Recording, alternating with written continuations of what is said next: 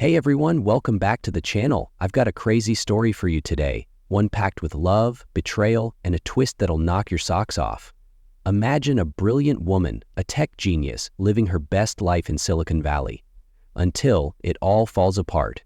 This is the tale of Sophia Bennett and the mystery that nearly took everything from her.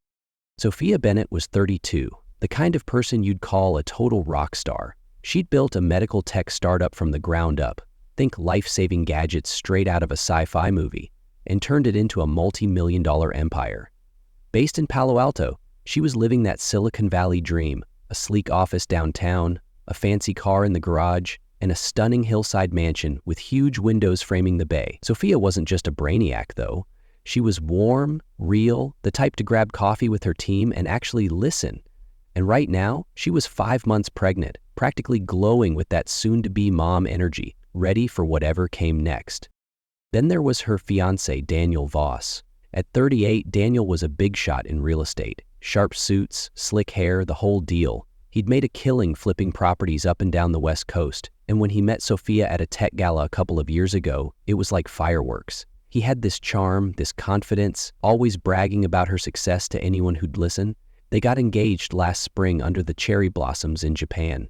Super romantic, right? Sophia figured she'd hit the jackpot. A guy who got her drive and was pumped to start a family.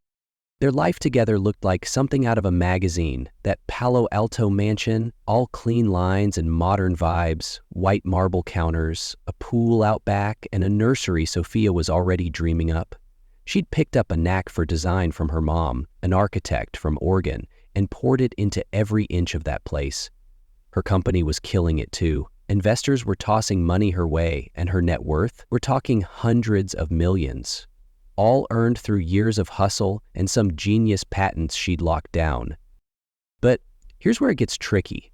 Daniel wasn't just the perfect fiancé he played on social media. Behind those big smiles and late-night I love you texts, something shady was simmering. See, Daniel had an ego. Sure, he had his own cash, but Sophia's empire made his real estate wins look small, and deep down, that aided him.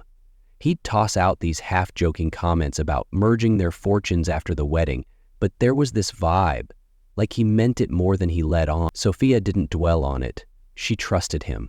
They were about to be a family after all. She'd even caught him sketching plans for a bigger house once, saying it'd be for the kid. Cute, she thought. The wedding was planned for a few months after the baby arrived. Nothing flashy, just a small thing with close friends. Sophia was over the moon, picturing her life with Daniel and their little one. She'd sit by the pool at night, hand on her belly, imagining teaching her kid to code or just splashing around together. It was picture perfect, the kind of life you'd see in a feel-good movie. But you know how movies go? There's always a twist. And Sophia's story? It was about to flip upside down. Underneath it all, Daniel was hiding something. Something that unraveled everything Sophia had worked for. Greed, jealousy, a secret life she didn't even suspect. She thought she knew him, thought their love was unbreakable. But as the weeks rolled by, little cracks started showing. Stuff she couldn't quite pin down at first, and soon those cracks would bust wide open, threatening to drag her down, baby and all. Stick around because this is just the start. Next up, we'll catch the first hints that Daniel's not who Sophia thinks he is. Smash that like button if you're already hooked, and let's keep this story rolling. So, Sophia's living her dream. Tech queen, pregnant, engaged to a guy who seems like he's got it all together. But you know how it goes. When things look too good to be true, they usually are. And for Sophia, the first signs of trouble started creeping in slow, like shadows you don't notice until they're right on top of you. It started with Daniel being off. Not huge stuff at first, just little things that piled up. He'd always been the type to jet off for work. Real estate deals don't wait, he'd say. But lately, those trips were stretching longer. A quick overnight in LA turned into 3 days, then a week in Seattle with barely a text. Sophia didn't mind at first. She was busy running her company, juggling meetings and picking out cribs online. But when he'd come back, he was different. Quiet, distant.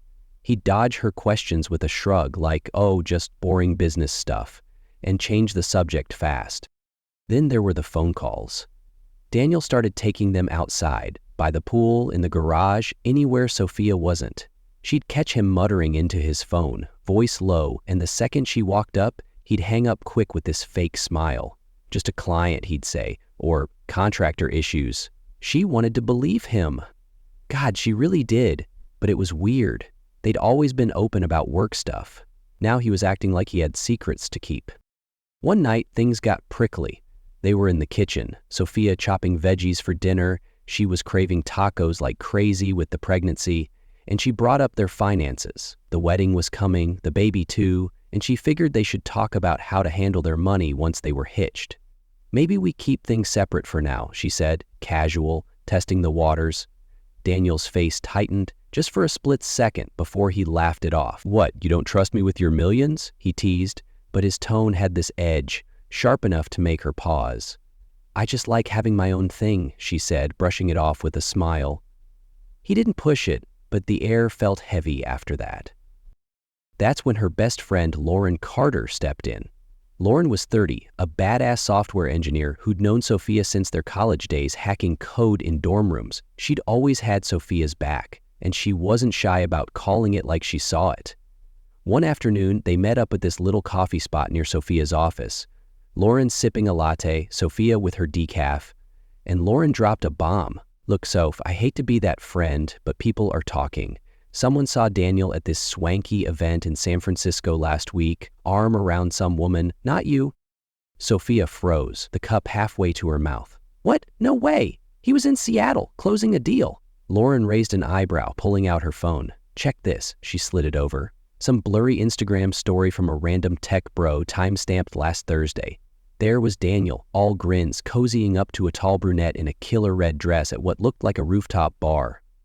Sophia's stomach twisted. That's gotta be a client or something, she said, but her voice wobbled. Lauren didn't buy it. Clients don't drape themselves on you like that. Just keep an eye out, okay? I don't trust him. Sophia tried to shake it off. People loved gossiping about power couples. Maybe it was nothing, but when she got home that night, she couldn't unsee that photo. Daniel was out again. Late meeting, he'd texted. And she started noticing stuff, like the receipt she found in his jacket pocket from a hotel bar in San Francisco, dated that same Thursday, or the faint whiff of perfume on his scarf, something floral she didn't wear. And then, stuck in the passenger seat of his Tesla, a silk handkerchief with a tiny C embroidered on it. Her heart sank. Who the hell was C? She didn't confront him yet. Sophia wasn't the type to jump the gun. She told herself it could be innocent. Maybe Lauren was right to worry, but she didn't have proof. Still, those little clues stuck with her, nagging at the back of her mind. She'd catch herself staring at Daniel over breakfast, wondering if the man pouring her orange juice was the same one she'd fallen for. He'd flash that charming grin, kiss her forehead, and she'd push the doubts down, but they kept bubbling up. A few days later, it got worse. She was in the nursery, half-painted walls, a crib still in its box, when Daniel came home late, tie loose, eyes tired. Rough day, she asked, trying to keep it light. He grunted, barely looking at her, and headed for the shower. His phone buzzed on the counter, and she couldn't help it. She peeked. A text from Chloe E. Call me when you're free. We need to finalize things. Chloe, that C, her pulse kicked up. When Daniel came back, towel around his waist, she played it cool. Who's Chloe? She asked, casual as she could manage. He didn't even blink. Oh, just a new investor working with real estate stuff. He kissed her cheek and walked off, but something about it felt hollow. That night, Sophia couldn't sleep. She lay there, hand on her belly, feeling the baby kick, and wondered what she'd gotten herself into. Was Daniel just stressed, or was he hiding something? She didn't know yet, but the perfect life she'd built was starting to feel like a house of cards. One wrong move, and it could all come tumbling down. All right, that's where we're at. Sophia's starting to see the cracks, and Daniel's looking shadier by the minute. Hit that like button if you're feeling the tension, and stick around, because next up, Sophia's about to uncover something that'll flip her world upside down. So, Sophia's got these nagging doubts about Daniel piling up. Late nights, weird texts, that damn handkerchief with a C on it. She's trying to hold it together, telling herself she's just hormonal or paranoid because of the pregnancy. But deep down, she knows something's off, and it's about to get a whole lot worse. It all kicked off one Tuesday morning. Sophia was in her home office, sipping herbal tea, she'd given up coffee for the baby, and going through emails.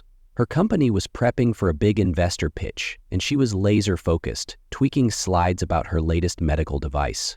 Then her phone rang. It was James Tran, her company's lawyer, a no-nonsense guy she'd trusted for years. "Sophia, we need to talk," he said, his voice tight. "Something weird's going on with your accounts." She frowned, setting her mug down. "Weird how?" James didn't sugarcoat it. "Someone's been poking around your corporate holdings. I got a call from the bank. Apparently, there was a request to access your main investment account and float a proposal to shift some of your shares into a joint trust. It didn't come from me, and I'm guessing it didn't come from you either." Sophia's stomach dropped. "No, definitely not. Who the hell authorized that?" James paused. "They wouldn't say..." "Just that. It was someone claiming to represent you. I shut it down, but you need to check your end. This smells bad." Her mind raced. She thanked James, hung up, and sat there, staring at her laptop. Her company was her baby. Well, her first baby, and she'd locked it down tight. No one had access except her and James. Unless... Daniel. He'd been pushing that merge our fortunes line lately, but she'd never given him the green light. Could he really be dumb enough, or bold enough, to mess with her money behind her back? That night, Daniel came home late again, tossing his keys on the counter like nothing was up. Sophia was waiting in the living room, arms crossed, trying to keep her cool. "Hey, we need to talk," she said, keeping her voice steady. He raised an eyebrow, loosening his tie. "What's up, babe?" She didn't beat around the bush. "James called. Someone tried to mess with my company accounts today, wanted to move my shares into a trust. You know anything about that?" For a split second, Daniel's face froze, like a deer in headlights, but he recovered fast, laughing it off. "What? No, that's crazy. Why would I know anything about that?" He stepped closer, putting a hand on her shoulder. "Sounds like a bank mix-up. You're stressed. Pregnancy's making you jumpy." She shrugged him off, eyes narrowing. "Don't patronize me. This isn't a mix-up. Someone had to initiate it." He threw his hands up, exasperated. "Well, it wasn't me. Maybe James screwed up. You're overreacting." Then he stormed off to the kitchen, leaving her fuming. Overreacting? She wasn't buying it. Daniel's deflection felt too slick, too rehearsed. So, she did what any tech-savvy woman would do. She started digging. Late that night, while he was asleep, she grabbed his laptop from the study. He'd left it unlocked, probably thinking she'd never snoop. Big mistake.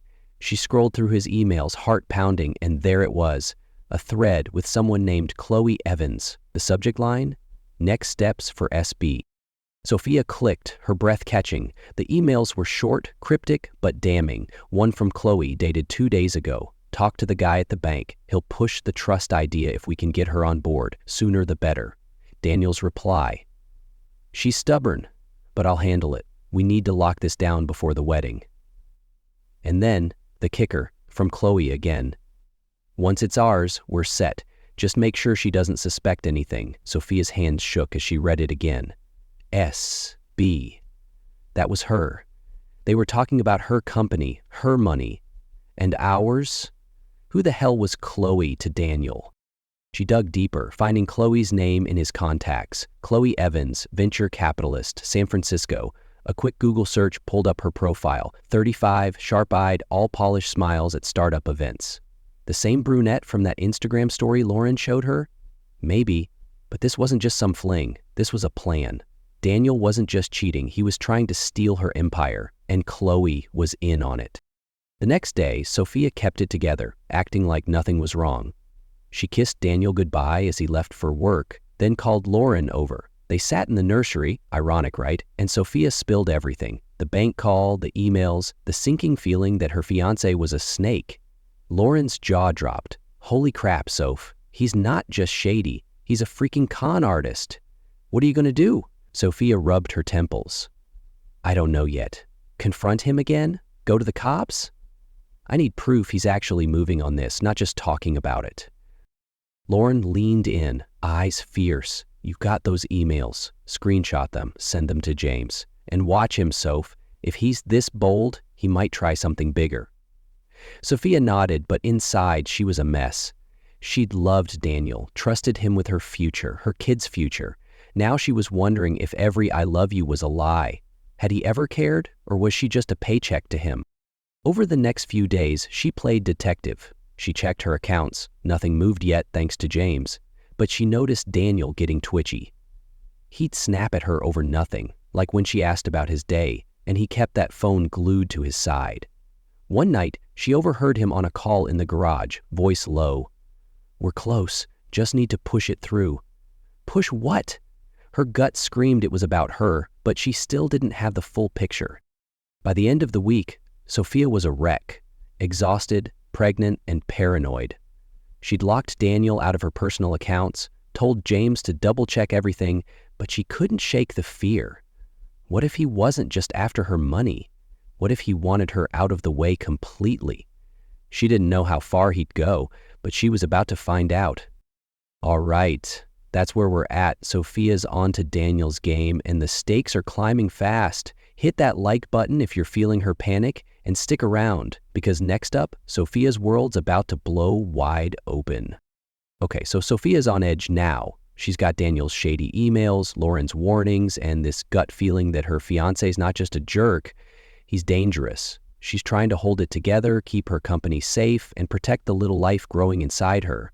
But just when she thinks she's got a handle on things, everything goes dark.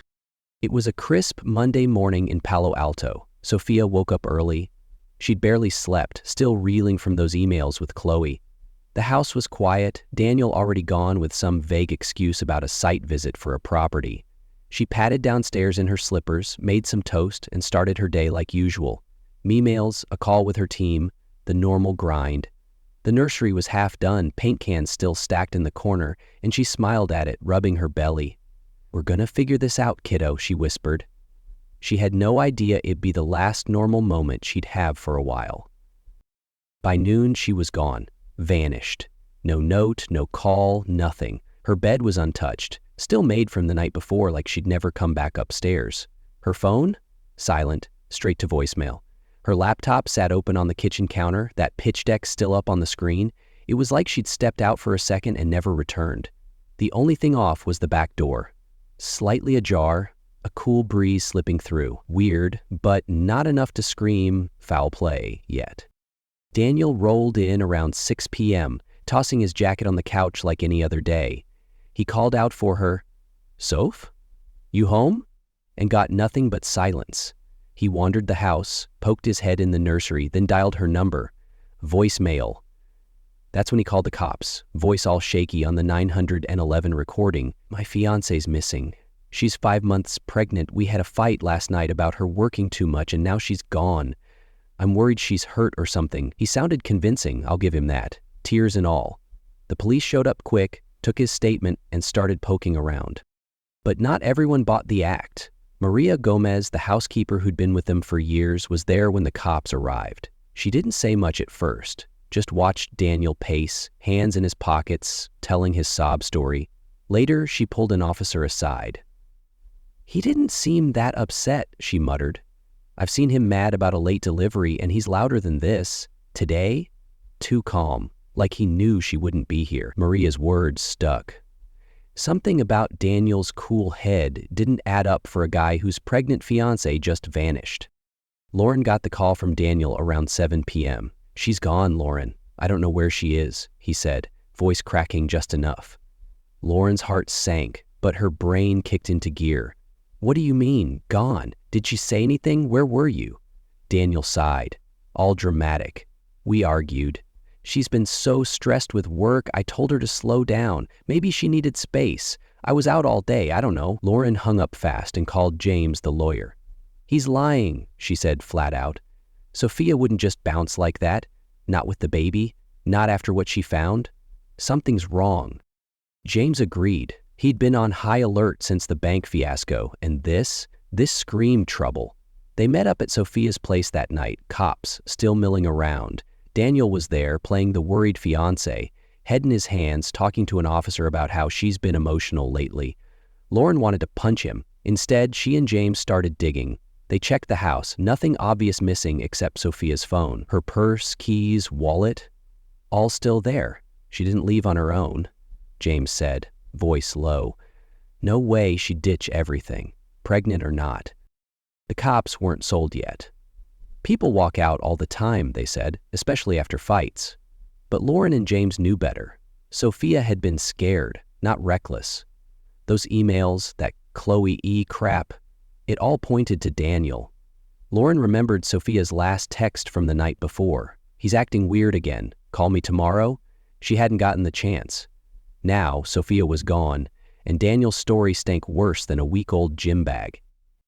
By midnight, the house was a crime scene light. Cops taking pics, dusting for prints, but no hard leads. Daniel sat on the couch, staring at his phone, muttering about how she'll turn up. Lauren watched him from across the room, her gut twisting. He wasn't panicked enough, wasn't tearing the place apart looking for clues. He was waiting. Waiting for what? She didn't know yet, but she swore she'd find out. Sophia's perfect life had shattered in a blink. Was she hurt? Hiding? Worse? Lauren and James weren't about to let it slide, and the cops were starting to sniff around harder. Daniel might have thought he'd covered his tracks, but he didn't count on the people who loved Sophia fighting back. That's where we're at. Sophia's gone, and the heat's turning up on Daniel. Hit that like button if you're dying to know what happened to her, and stick around. Next up, the hunt for answers kicks into high gear. So Sophia's vanished, poof, gone without a trace.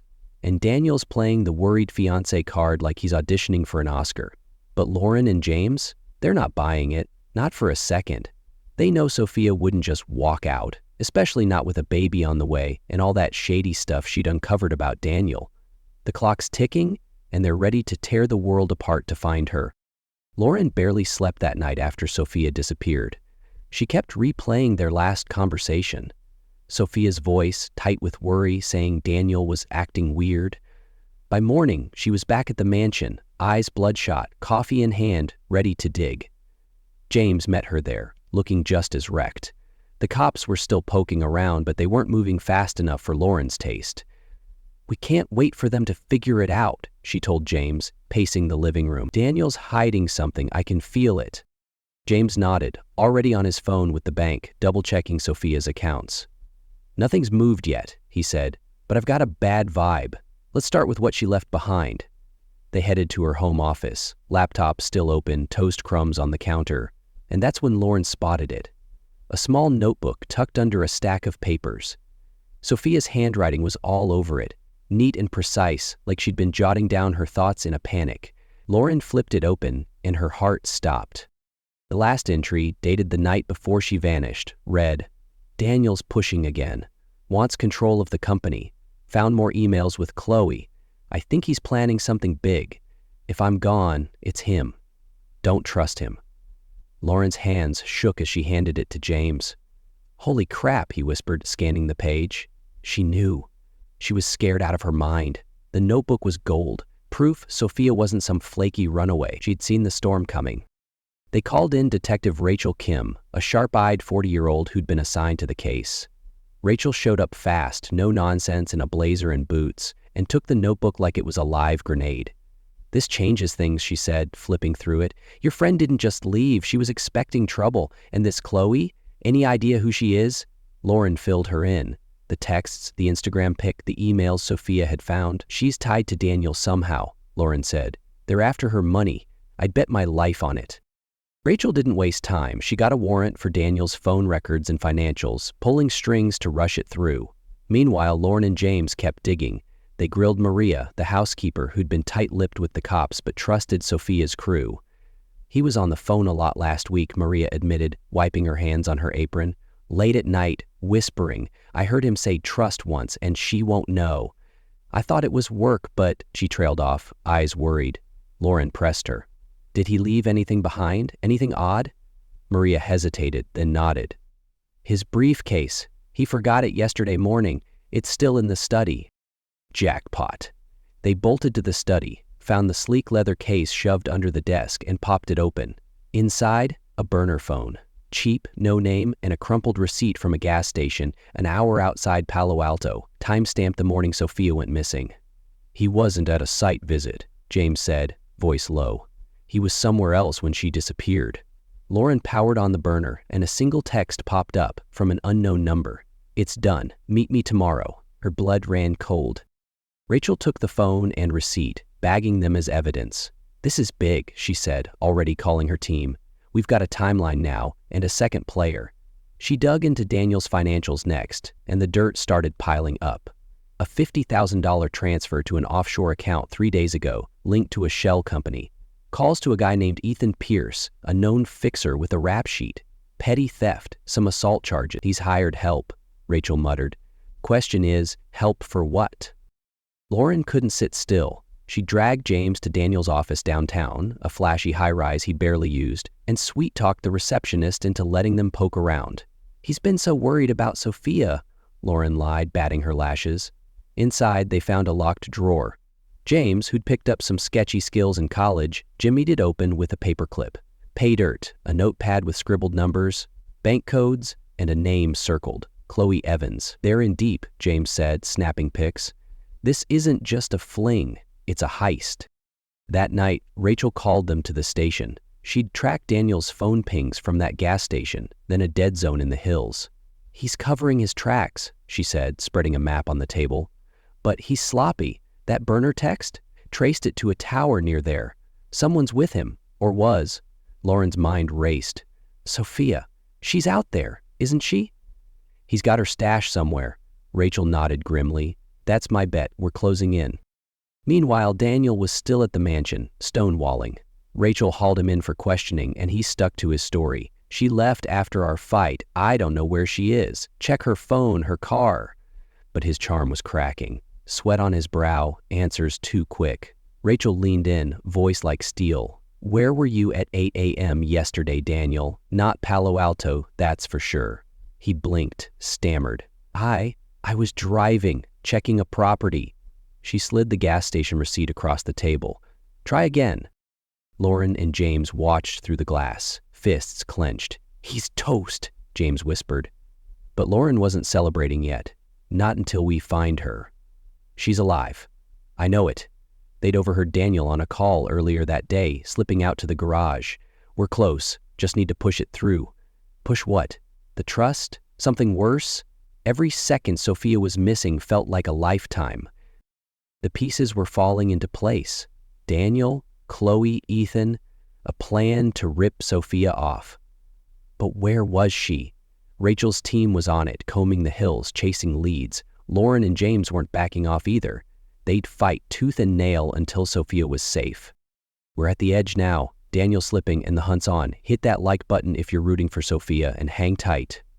Next up, a twist that'll flip this whole mess upside down. All right, things are heating up. Sophia's missing, Daniel's sweating under Rachel's glare, and Lauren and James are piecing together his dirty little scheme with Chloe. They're closing in, but just when you think you've got this guy figured out, bam, here comes a curveball that'll make your jaw drop. Rachel's team was working overtime, tearing through Daniel's life like a pack of bloodhounds. They'd already nabbed his phone records, that burner text, and the offshore account trail, but they needed more, something concrete to nail him. So they hit up one of his old rental properties, a swanky condo in San Francisco he'd kept quiet about. It was a long shot, but Rachel had a hunch. If Daniel was hiding Sophia or evidence, it might be stashed somewhere off the radar. Lauren and James tagged along, unofficial backup with a vested interest. The condo was slick, glass walls, killer views of the bay, but it felt cold, like no one lived there. Rachel's crew popped the lock and they fanned out, rifling through drawers, closets, anything. James found it first, tucked in a safe behind a fake panel in the bedroom.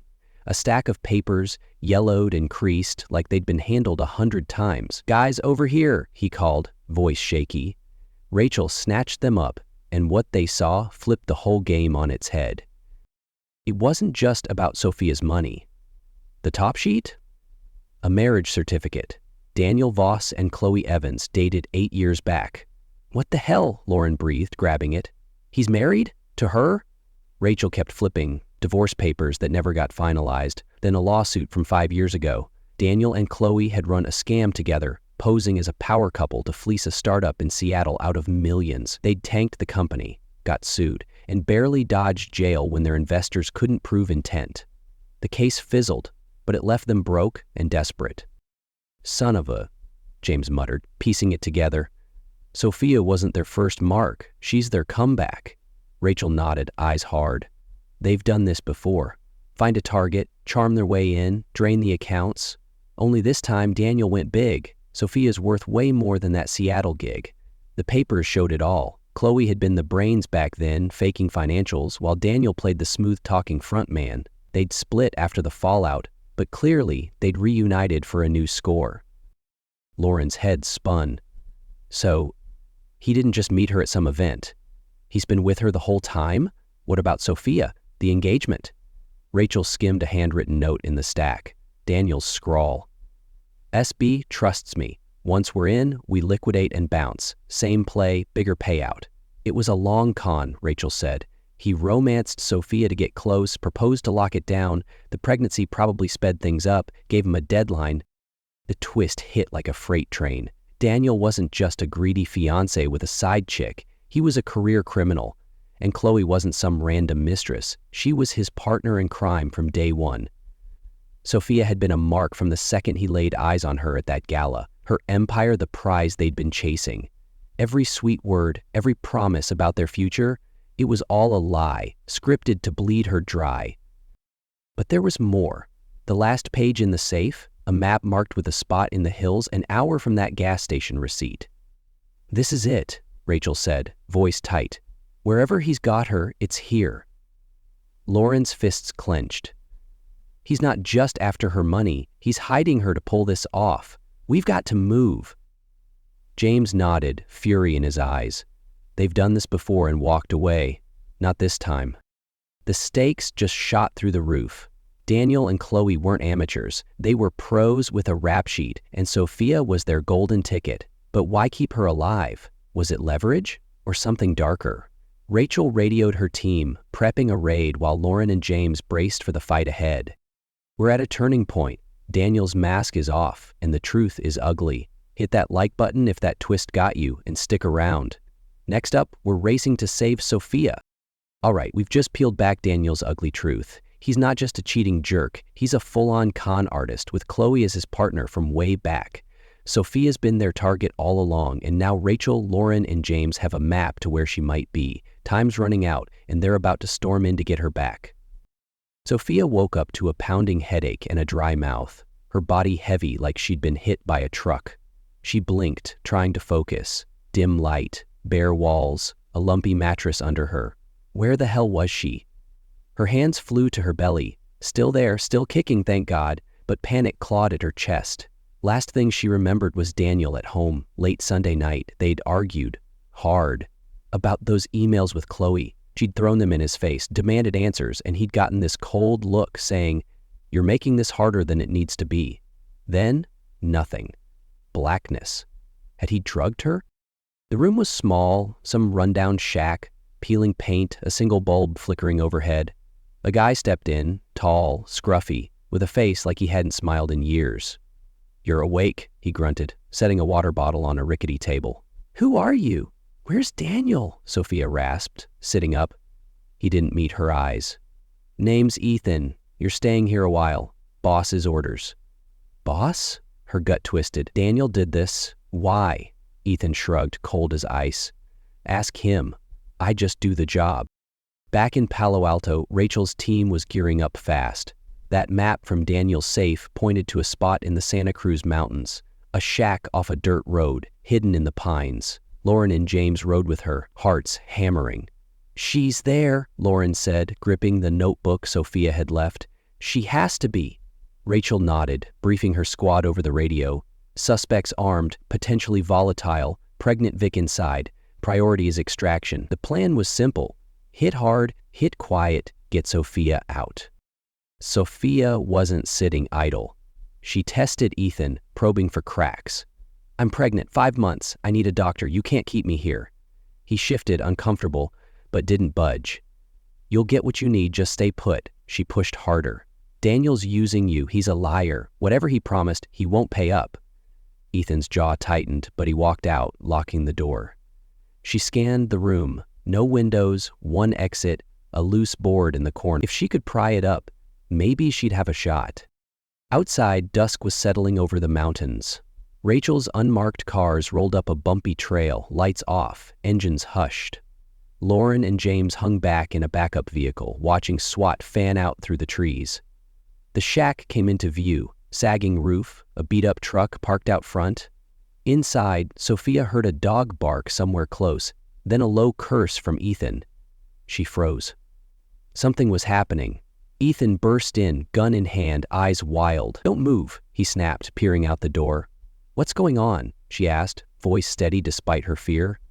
He didn't answer, just bolted the door and started pacing. Then it hit. Shouts, loud and clear. "Police! Open up!" Ethan swore, fumbling with his gun, but Sophia saw her chance. She lunged for that loose board, yanking it free. A sliver of daylight peeked through. "Stop!" Ethan barked, swinging toward her, but the door exploded inward. SWAT poured in, rifles up, yelling, "Drop it! Hands where we see 'em!" Ethan hesitated, then chucked the gun aside, hitting his knees. Sophia stumbled back, shouting, "I'm here! Help!"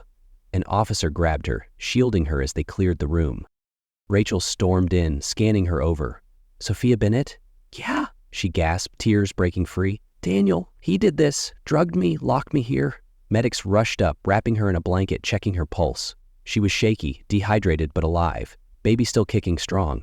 Lauren and James shoved through the chaos, dropping beside her. "Oh my God, Soph," Lauren sobbed, hugging her tight. We didn't know." Sophia gripped their hands, voice raw. "You found me." "I knew you would." Ethan spilled fast under cuffs. Daniel had hired him to hold her until the trust papers could be faked, claiming her disappearance would make it legal. He said she'd be fine, just needed time, he muttered. But Rachel wasn't buying it. Time for what? To steal her life? She radioed it in. Suspect in custody, victim secure. Sophia sat in the ambulance, staring at the shack as they loaded Ethan up. "He was going to keep me until I signed, or worse," she whispered. Lauren squeezed her shoulder. "He's done, Soph. We've got him." The rescue was a blur, guns, shouts, relief crashing over her like a wave. Sophia was free, but the fight wasn't over. Daniel was still out there, and he had no idea the net was closing in. So, Sophia's out, rescued from that dingy shack, shaken but alive, baby still kicking. Ethan's in cuffs, spilling his guts, and Rachel's team is hot on Daniel's trail. It's crunch time, and this con man's about to find out his game's up. The second Sophia was safe, Rachel didn't let up. Ethan's confession lit a fire. Daniel had orchestrated the whole thing, drugging Sophia after their fight and stashing her away to fake her disappearance. The plan? Keep her locked up until he could forge her signature on trust docs, then cash out her company and run with Chloe. "He said it'd be clean," Ethan muttered in the squad car. "Said she'd never fight back." Rachel smirked. He underestimated her. And us. Sophia got rushed to a hospital in Santa Cruz, medics hovering as Lauren and James stuck by her side. She was a mess, exhausted, bruised from tugging at that board, but fierce. "He thought I'd just vanish," she told them, voice hoarse. "Thought he could take everything." Lauren wiped tears, grinning. "Not a chance. We've got enough to bury him." James nodded, showing her pics of the safe's contents, marriage certificate, lawsuit papers, the map. "He's toast, Soph." Back in Palo Alto, Daniel was clueless, still at the mansion, spinning his sob story to a news crew out front. "I just want her home safe," he said, eyes misty for the cameras. But Rachel wasn't playing. She tracked his phone, pings from a marina an hour north, where he'd slipped off after questioning. "He's bolting," she told her team, piecing it together with bank alerts, a private boat rental, cash wired to a dock worker. Chloe was with him, her car spotted nearby. They'd planned to ditch the country, Sophia's fortune in tow. Rachel moved fast, calling in a coastal unit. Lauren and James insisted on going. Sophia was stable, under guard, and they wanted to see Daniel fall. By midnight, they hit the marina, a quiet stretch of docks, fog rolling in off the water. Daniel's black SUV was parked near a sleek yacht, engine humming. He stepped out, cap pulled low, lugging a duffel bag. Chloe trailed him, heels clicking, clutching a suitcase. They were seconds from boarding when Rachel's voice cut through the dark. "Freeze! Police!" Floodlights snapped on, SWAT swarming from the shadows. Daniel spun, eyes wide, while Chloe yelped, dropping her bag. "Hands up, Voss!" An officer barked, rifle steady. Lauren and James watched from the sidelines, hearts pounding. Daniel smirked, cocky even now. "You've got nothing on me. She left. That's it." But Rachel stepped forward, holding up Ethan's signed statement. "Your guy talked. Kidnapping, fraud, conspiracy." Ring a bell? Chloe paled, stammering. This wasn't." Daniel turned on her, snarling. "You said you'd stick with me." She shrank back. "Not for this. Kidnapping? You said she'd sign and go." The betrayal hit him like a slap. He bolted, darting behind the yacht, aiming for a jet ski tied up nearby. SWAT gave chase, boots pounding the dock. James shouted, "He's done, let him run." But Rachel signaled, "No escape." They cornered him in seconds, tackling him face down on the wet wood. "You're finished, Voss," she said, cuffing him as he cursed into the night. Chloe surrendered, sobbing, "I just wanted the money. He pushed me into it." Rachel wasn't moved, accessory charges stuck. The marina lit up with flashing lights, news vans rolling in as Daniel and Chloe got hauled off. Lauren and James stood there watching justice roll out, a mix of relief and rage washing over them. Sophia got the call at the hospital. Daniel caught Chloe too. She exhaled, a weight lifting, and asked to see him one last time. They brought her to the station the next day, still fragile but steely. Through the glass, Daniel glared, defiant even in cuffs. "Why?" she asked, voice breaking. "I loved you," he sneered. "You were a means to an end, Soph. Always were." "Chloe and I, we're the real deal." She stared, then laughed, a bitter, hollow sound. "You're pathetic. Enjoy prison." She walked out, head high, done with him. Weeks later, Sophia gave birth. A girl, Lily Bennett, 7 pounds of pure fight. Labor was rough. Stress had her early, but she powered through, Lauren and James cheering her on. Holding Lily, tears streamed down her face. "We made it, kid," she whispered, kissing her tiny forehead. Daniel's trial was swift. Kidnapping, fraud, attempted theft, plus old charges from that Seattle scam. He got 20 years. Chloe copped a plea, 5 years for conspiracy. Sophia testified, calm and fierce, laying out every lie he'd fed her. She moved out of the mansion, too many ghosts, and into a cozy place near the coast, all soft blues and open windows. Lauren and James became Lily's godparents, family by choice. Sophia didn't let the betrayal define her. She channeled it, starting a fund with her fortune to help women scammed by partners in business or love. "No one should feel that helpless," she told a crowd at her first event, Lily gurgling in her arms. One sunny afternoon, she sat on her porch, watching Lily kick in a bouncer. The nightmare was over. Daniel locked away, her empire secure, her daughter safe. She'd been a mark, a victim, but now she was a survivor, stronger than ever. "We're good, little one," she said, smiling. A new chapter, built on her terms. And there it is, Daniel's down, Sophia's up, and justice wins. Hit that like button if you loved this ride, and stick around. More wild stories coming your way.